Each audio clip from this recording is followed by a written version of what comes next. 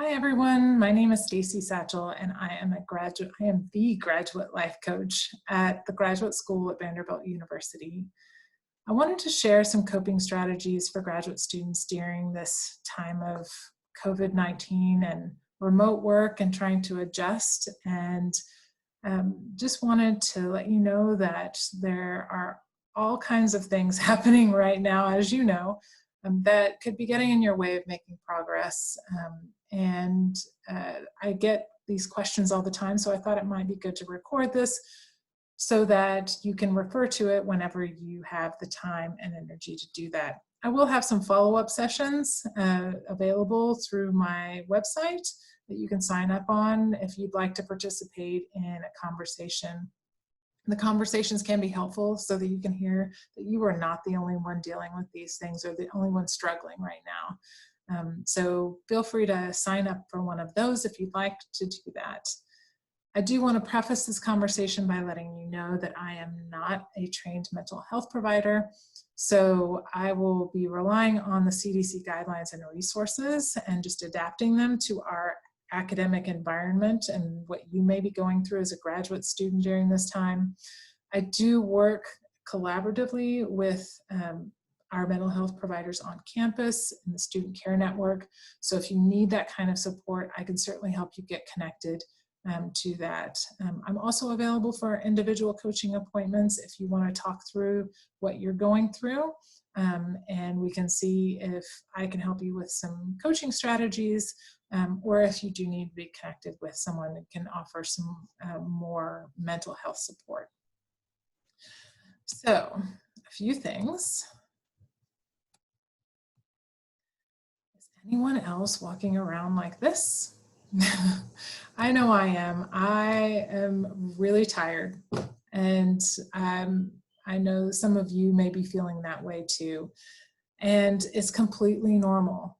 Just wanted to let you know that the trauma, stress, anxiety, everything that's going on right now in the world is making you physically and emotionally exhausted. So if you're feeling tired all the time, just know that that is completely normal. And I want to encourage you to take the time to take care of yourself physically and emotionally, so that you can come out of this in a good space. I just want to share a few strategies that may help you to do that. So first of all, please know that because you're tired all the time, because of all of the stress and anxiety with everything going on, you should be expecting lower productivity, and everyone should be expecting that.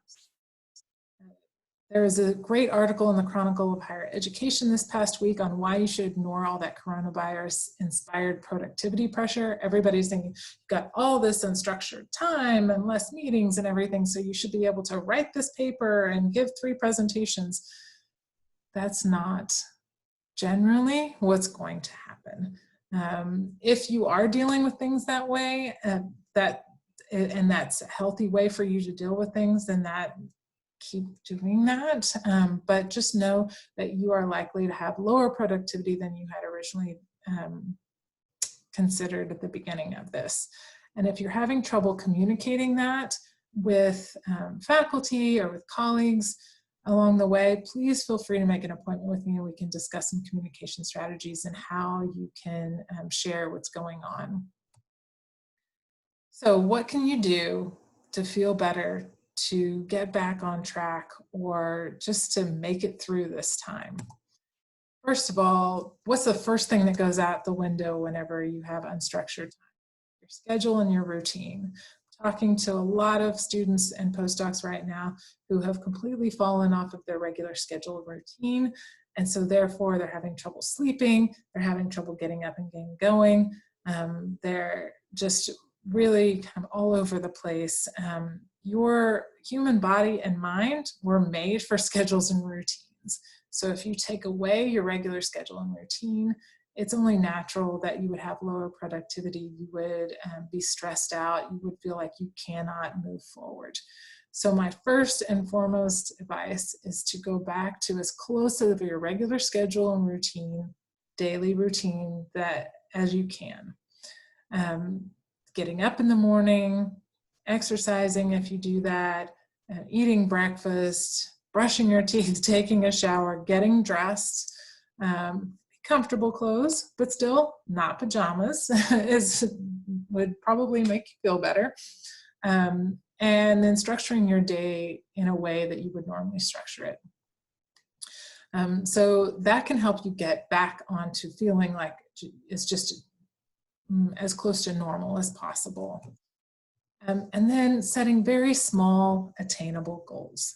Are these going to be the same kind of goals you would set for yourself on a normal day, week, month? Probably not. I want you to go much, much smaller. The thing to get back, to start some momentum and to get back into feeling like you're making some progress is to set very small, attainable goals that you can definitely complete in the day, right? So that you can start to show yourself you are accomplishing some things, you are marking them off your list. So really be pragmatic about this, be realistic, and to get started, very small, attainable goals. Take care of your body. This kind of goes along with the schedule and routine, but keep in mind that you don't need to start some super exercise program. You don't need to train for a marathon. In fact, I would advise against those things because you're likely to injure yourself. What you need to do is think about what is your normal exercise. That could be, your normal exercise could be walking from the parking lot to campus, walking around campus, doing that kind of thing. And if you're just sitting in your house all day, you're not getting even that normal sense of exercise. So I'd encourage you to just start with walking outside. That can help to lower your stress, gets you fresh air, gets you away from all of the other things that are going on. So just walking around or doing whatever your normal kind of exercise is. Getting your normal or a good amount of sleep, 7 to 9 hours a night, is what you should be aiming for. So, and setting yourself up for success in that sleep, as in turning off your electronics about an hour before you want to go to bed, trying to keep to a normal schedule with that. And here's, you have some time. If you never had time to cook before for yourself, you now have that time to explore and to experience some cooking, meal prepping, some things that might be helpful for you whenever you get back into a normal campus kind of schedule. So keep that in mind. I know the grocery stores, it's hit or miss whether you'll be able to get the things you need, but get the things you can and experiment with cooking some different meals. Connect with others. Please make sure you stay connected, both academically and personally. So with your faculty, with your lab mates if you're in a lab, with your cohort or your classmates if you're in the humanities and social sciences as well. Making sure you stay connected with those people that you would normally see on a daily basis. Checking with others to make sure they're doing okay. Also with your family and friends, making sure you're staying connected with healthy relationships, your support system, academically and personally. But also know that, everybody could be trying to connect with everybody else and it could get overwhelming. So if you communicate to others that you need to take time away from your devices to do some other work or just to disconnect, make sure you're communicating that with others, because you could get people worried about you if you do fall off the radar. So do make sure you're staying connected and take care of yourself that way. Taking breaks. I said getting sleep at night, but what if you're exhausted like on that first screen and you need to take some breaks during the day, maybe even a 15 to 30 minute nap. Now don't sleep for hours in the day because then you won't be able to sleep at night. But feeling like you can take breaks every hour or 2 hours to get some water, stay hydrated, get some coffee, check the news, but put a limit on it, right? Like 15 minutes, whatever. Go out and take a walk or just sit outside and get some fresh air. Whatever it is you need to take some breaks during the day so that you can make it through the day and get some things done if you can, or even just make it through the day, right? Don't be afraid to take those breaks. You can also do some calming activities. For me, I got a jigsaw puzzle, and it just helps to kind of take my mind away from things for little breaks at a time. Coloring books can also be really good at that. Meditation, mindfulness, if you want to try some of the free apps that are out there right now, this is a great time to try those things to see if they can help you. Breathing is so simple, but just sitting and taking some deep breaths can be very calming. So so please do take advantage of this time to do those kind of things. Stay informed, but avoid too much exposure to the news and social media. You don't want to overwhelm yourself. You want to stay focused on the things that you can actually control, right? And if you're watching or have the news on all day long, or get notifications from your Twitter feed every time there's an update and some numbers here or there, then you could be distracting yourself. You could be causing more and more anxiety and stress. So I want you to really think and be self-aware about how all these things are impacting you. And don't continue to do things that only make you feel worse. And then have self-compassion, right? We all need to know that we're going to have lower productivity and lower progress during this time. You need to not beat yourself up about that. Don't beat yourself up about taking time to take care of yourself, rest, eat, those kind of things. Just making sure that you're not comparing yourself to others, because we all deal with these things differently. You may see people on social media or friends or something talking about productivity, talking about all the things they've gotten accomplished, but everyone deals with things differently. So just making sure not to compare yourself to others. There's no right way to cope. It looks different for everyone. It's just really important during this time to be self-aware and compassionate with yourself and not beat yourself up. I want to share some common signs of distress. And as I go through these, you may think, well, check, check, check, check.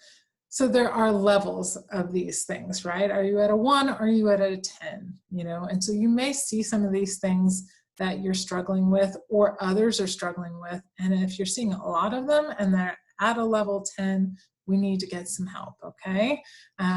But also being aware that you can do some things to mitigate these things or ask for help. Feelings of numbness, disbelief, anxiety, or fear. Changes in appetite, energy, and activity levels. Difficulty concentrating, difficulty sleeping, nightmares, upsetting thoughts. Physical reactions such as headaches, body pains, stomach problems, skin rashes. Worsening of chronic health problems, anger or short temper, and increased use of alcohol, tobacco, and other drugs. So if you find yourself struggling with any of these at a high level, please do reach out and we can get you connected with some assistance. And I want to talk to you about seeking help when needed. First of all, I'm here. If you're wanting some strategies on how to cope with some of these things in an academic manner, I can also help you get connected to the Student Care Network, which is our Office of Student Care Coordination, our Center for Student Wellbeing, and our University Counseling Center and Student Health Center. I work collaboratively with them, and I can get you connected if you're wondering how to get access to any of those services. So please do reach out. I have individual coaching appointments. You can make an appointment online through my calendar on my website. And I can help you get connected to other resources as needed. I do also want to share some other resources. One, I think everyone should be taking advantage of your free Vanderbilt sponsored membership through the institutional membership to the National Center for Faculty Development and Diversity. And even if you're not interested in going on into a career in academia, the things that they offer are great professional development in lots of different areas. So please do take advantage of this, see what webinars are available. They have 14-day writing courses to have some accountability. There's also mentor matches and all these kind of things. So there are instructions on how to set up your own membership through the instructions here on this slide. Please do take advantage of that and see what you might be interested in. I also wanted to share a couple of posters with you. There is Dr. Zoe Ayers, who earned her PhD in the UK, came up with a series of mental health during the PhD posters. And she just recently came up with this one for during COVID-19, a scientist without a lab. So what do you do whenever you can't do lab? So these are some great ideas on not only what you can do to make progress in your work, but also how to take care of yourself, letting go of the guilt and taking time for you there. So this is just a great resource. You can follow her on Twitter. She's really great. I would highly recommend it. And then a group from the humanities and social scientists took her idea and transformed it for researchers in humanities and social sciences. So this is the same kind of thing, only transformed for those that aren't in the sciences. So please follow them. They're at ITN Mistral, and you can find more information on their Twitter as well. So those are the things I wanted to make sure and share. And just wanted to give you a few coping strategies to make it through, and know that you have resources here at Vanderbilt. We all want to help you. So please, please do reach out. Let me know what I can do to support you. Thank you, and everyone stay safe and stay well.